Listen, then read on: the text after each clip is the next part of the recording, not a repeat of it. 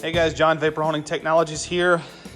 Wanted to give you a real quick snapshot of a before on the left and an after on the right.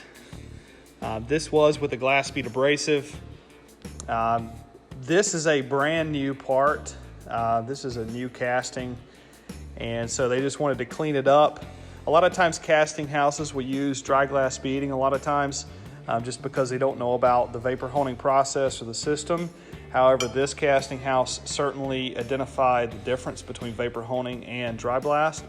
There is a massive difference in the finishes that are capable on these parts, and this is a good quick depiction of the before and after, and this nut is to protect it in shipping.